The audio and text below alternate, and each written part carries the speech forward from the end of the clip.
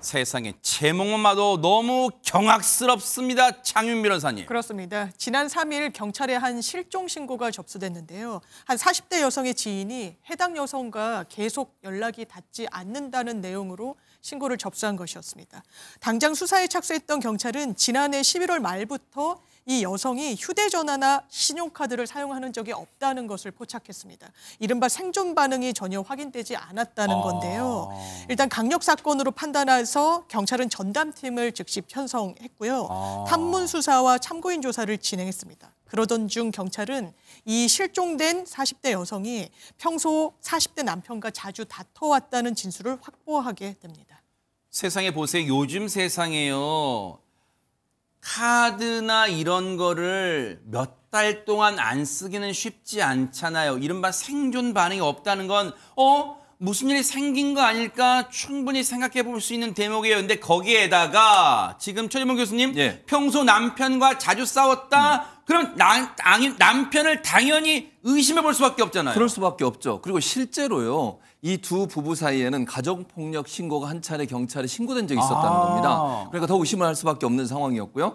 지난해 11월 9일 날 여성이 남편에게 폭행을 당했다며 경찰에 신고를 했고 조사 과정에서 남편의 처벌과 긴급 분리 조치를 원치 않는다고 밝혔습니다.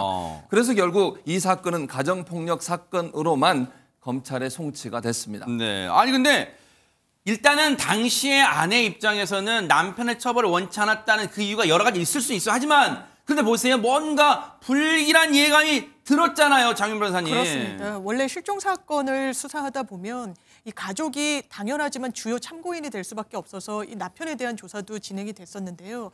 남편에게 이 부인의 행적을 물으니까 아내가 경제적인 문제로 가출을 했고 그 이후의 행적을 나도 알지 못한다라는 진술을 확보를 했습니다. 그런데 남편의 이 진술과요. 행적 사이에 모순점이 계속 나온다는 게 경찰의 판단이었고요. 왜요? 지난 19일에 이 유력한 용의자로 결국엔 남편을 지목하기까지 됩니다. 그리고 체포, 그리고 압수수색 영장을 발부받아서 남편을 체포하기에 이르렀는데요.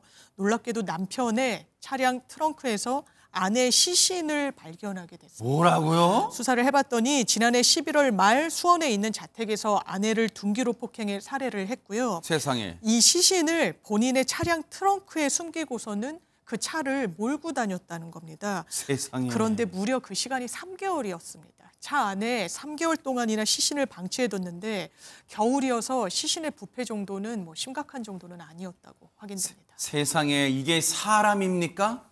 사람이 할 짓이에요. 어쩐지 경찰 조사 과정에서요. 최재봉 교수님.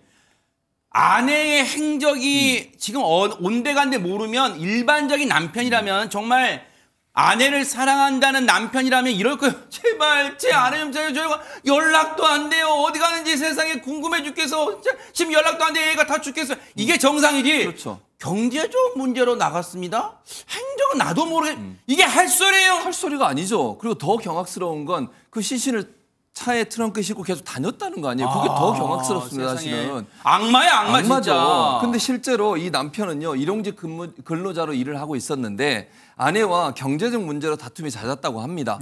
그래서 갈등이 커지면서 아내가 이혼을 요구했고요. 그 소리를 듣자마자 남편이 화를 참지 못하고 심하게 폭행을 해서 아내를 살해하게 됐다는 건데 이게 말이 안 되잖아요. 아무리 다툼이 있어도 아내를 죽을 정도로 때리는 게 말이 됩니까? 있을 수 없는 일이고요. 경찰은 남편이 차량 트렁크에 은닉했던 시신을 다른 곳으로 유기하려 시도했는지 등 구체적인 사건 경위를 추가 조사하고 있고 구속영장을 신청할 예정이라고 합니다. 만약에 이 사건도요. 장윤미 변호사님 애초에 이 사건을 푸는 실마리가 됐던 왜냐하면 사실상 이 여성은 숨진 지 석 달도 더 된 거잖아요. 그런데 애초에 이 사건을 푸는 실마리 단초가 됐던 건 이 숨진 이 피해 여성의 지인이 연락이 안 돼요. 라고 여기서 그쳤으면 아마 이 사건 미궁에 빠졌을 수도 있어요. 그런데 연락이 안 되네요. 경찰님, 경찰관 여러분 좀 찾아주세요. 이 신고가 정말 중요했어요. 완전히 결정적이었다고 볼 수 있고요. 왜냐하면 피해자가 아마 인적 교류가 많지 않았던 것으로 보입니다. 그렇다면 남편이 함구하고